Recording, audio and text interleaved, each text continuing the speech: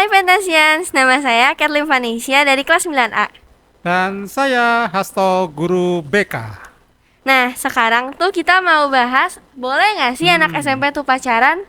Oke, bagus. Nah, jadi menurut Bapak, boleh nggak sih siswa SMP tuh pacaran? Ya, Catherine, ini pertanyaan yang menarik ya. Bolehkah anak SMP itu pacaran? Tapi sebelumnya mungkin, Catherine, kita perlu bertanya, boleh nggak sih siswa SMP itu jatuh cinta? Begitu ya, Catherine ya? Iya, Pak. Nah, untuk persoalan boleh tidaknya anak SMP jatuh cinta. Saya pikir bahwa jatuh cinta itu semua orang ya boleh jatuh cinta. Jatuh cinta sangat universal. Semua orang bisa jatuh cinta, Catherine. Betul, Mau anak Pak. SD, SMP, SMA, orang dewasa apalagi semua bisa jatuh cinta. Mengapa nih? Karena bahwa jatuh cinta itu merupakan manifestasi dari ungkapan kasih sayang seseorang kepada yang lain. Memang kemudian ketika usia remaja, dewasa, persoalan jatuh cinta menjadi kompleks ini ya. Dan terkait dengan itu, maka sampai pada hubungan apakah masa-masa SMP boleh atau belum boleh pacaran. Begitu ya, Kathleen? Iya, Pak. Terus Mm-mm. kan dibandingkan anak SD, anak SMP lebih banyak yang pacaran atau yang jatuh cinta nih ya, Pak. Nah, boleh Ya. nggak sih setelah mereka saling jatuh cinta tuh langsung pacaran? Nah, ini dia ya. Nah, kalau dikatakan boleh atau tidak, dua jawaban. Boleh dan tidak, atau bisa langsung ataupun tidak langsung.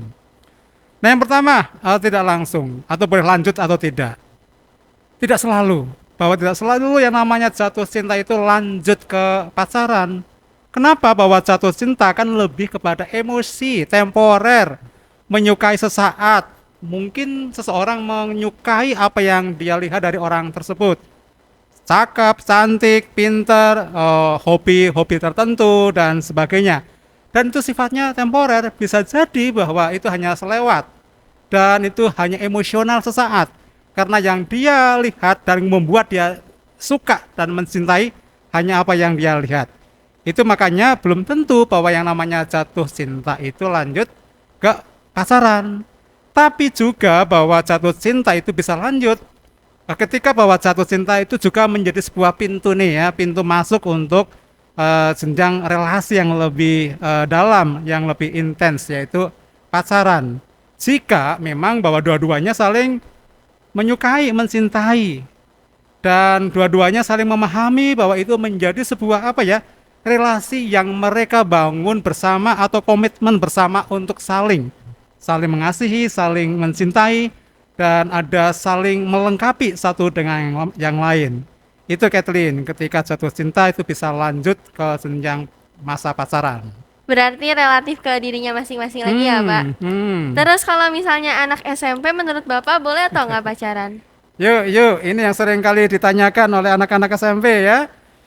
Dan ini sering membawa pro kontra, setuju atau nggak setuju.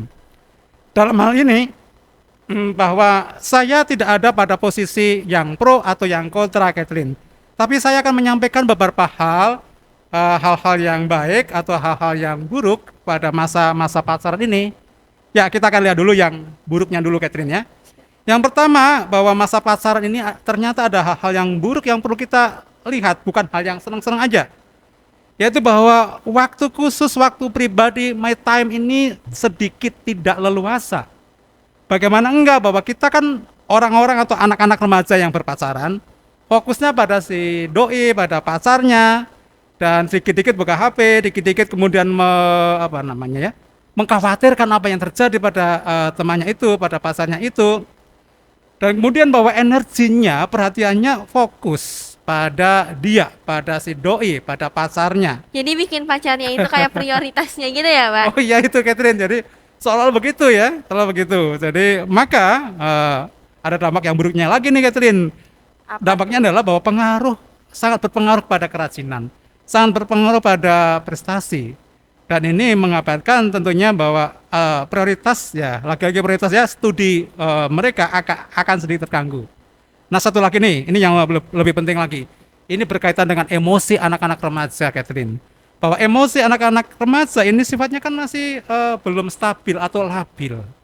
Ya mudah goyah dan mudah goncang.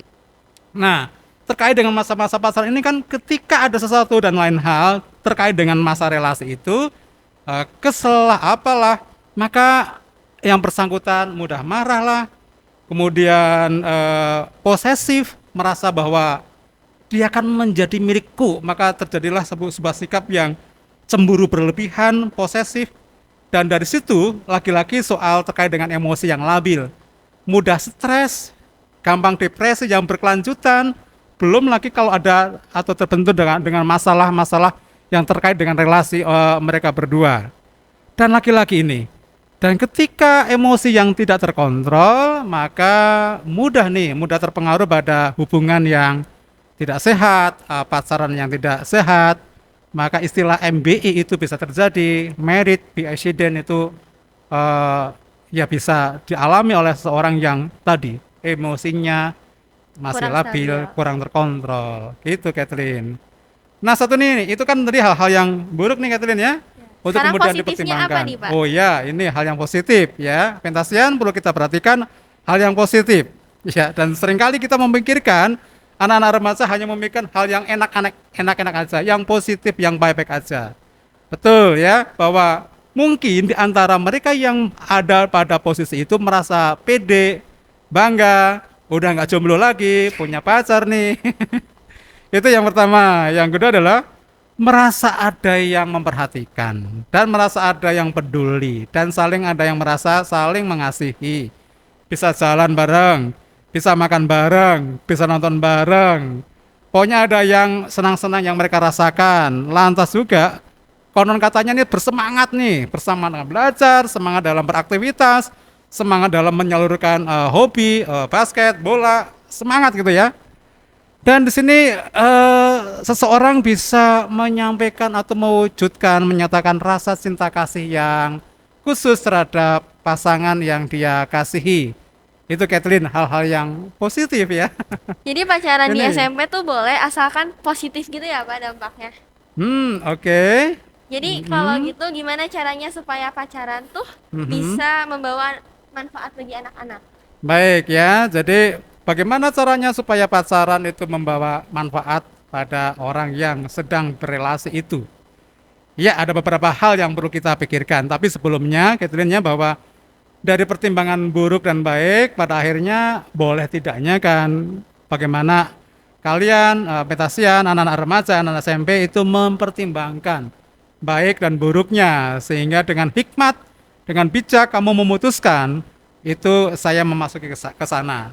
Dan bila mana udah pada proses itu, Pentasian, maka ada hal-hal yang perlu diupayakan sebagai membangun bagaimana jatuh cinta dan masa pacaran itu ke arah hal-hal yang bermanfaat ya Catherine ya. Ya Pak. Yang pertama nih Catherine, kita mesti respect, ya menghormati. Ingat bahwa teman kita, teman kalian, katakanlah pacar atau siapapun yang anak-anak cintai, ini juga kepadanya Tuhan itu mengasihi full. Oleh karena itu kita perlu respect karena Tuhan mengasihi dia, terlebih ya kita sebagai manusia dan dia sebagai pacarnya perlu dan harus mengasihi, respect ya, hormat. Yang kedua, ya harus sepengetahuan orang tua dan seizin orang tua. Oke, ya, jangan main belakang ya. Harus sepengetahuan orang tua, seizin orang tua. Biar bisa dikontrol ya Pak. Oh, itu dia. Ya. Bagaimanapun bahwa orang tua kalian itu harus tahu dalam relasi hubungan itu. Dan yang ketiga adalah mestinya Pentasian ya perlu berpikir bagaimana membuat dia merasa. Sekali lagi, bagaimana membuat dia merasa, bukan sebaliknya membuat saya merasa memiliki, merasa diperhatikan, merasa penting. Tapi kita mesti berpikir bagaimana membuat dia merasa. Merasa apa? Merasa saya perhatikan, merasa saya utamakan, merasa saya dikasihi, dan merasa saya hargai. Itu yang ketiga ya. Berarti nggak boleh egois mikirin dirinya sendiri terus gitu ya?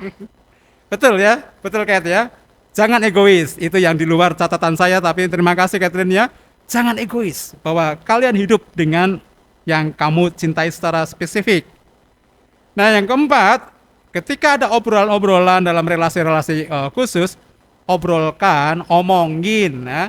Bukan hal-hal yang senang-senang aja, tapi hal-hal yang menyangkut masa depan, studi, kemudian studi yang akan datang, kota mana yang akan ditempati ketika studi di lanjutan atau kuliah, dan prospek kedepannya bagaimana hal-hal yang baik. Harus saling terbuka. Ini, ya, yang nggak kalah pentingnya harus saling terbuka. Seringkali Catherine ya, ketika dalam relasi pacaran ini seringkali kan menutupi apa yang menjadi kelemahan ya. Itu malu untuk kemudian mengatakan apa yang menjadi kelemahan-kelemahan masing-masing. Kesempatanlah untuk kita saling mengenal di saat-saat itu. Baik kekurangan, kelebihan, apalagi pasti. Tetapi Catherine ingat nih ya, ketika kita melihat kekurangan partnernya, jangan sampai kemudian kita melihat itu sebagai sesuatu yang buruk yang kemudian kita berpikir untuk meninggalkan. Ingat juga kalau dia punya kelebihan, bukan kekurangan doang. Iya pastinya gitu ya Catherine. Iya. Ingat bahwa di balik kelemahan pasti ada kelebihan ya. Jangan hanya melihat sisi baiknya dari partner kalian, tapi di balik sisi baiknya ada kelemahan yang mesti kita terima ya. Nah, ada beberapa lagi nih Catherine ya. Yang berikutnya adalah bisa membagi waktu. Antara pacaran sama sekolah. Iya. Kita jangan sampai terobsesi dengan hanya waktu berduaan aja Catherine ya. Iya, Pak. Oke, kemudian Bapak, masa pacaran betul ini masa relasi yang khusus, tapi jangan eksklusif ya. Jangan hanya melihat bahwa dalam relasi itu hanya kita berdua, hanya anak-anak berdua, tapi di luar sana ada orang-orang lain, ada keluarga, ada orang tua, dan jangan menutup kemungkinan untuk selalu bersahabat. Bersahabat dengan teman-teman ya, teman-teman yang lain.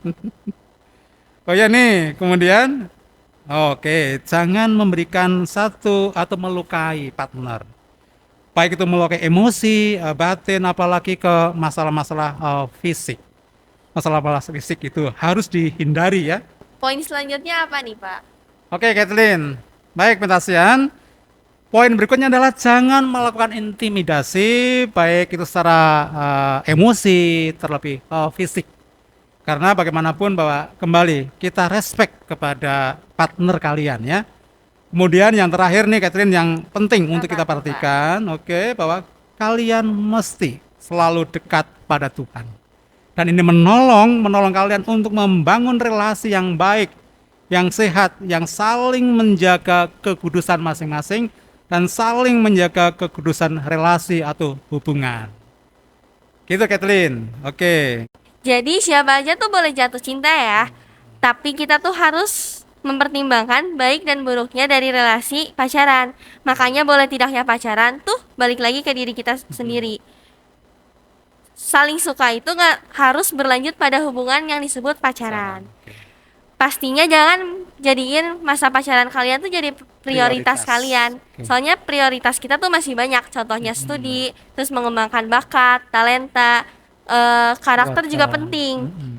Jadi kita tuh harus prioritasin yang lain dibandingkan pacaran supaya masa depan kita juga jadi cerah dan berkualitas. Nah, sekian dari kami ya Pak Hasto.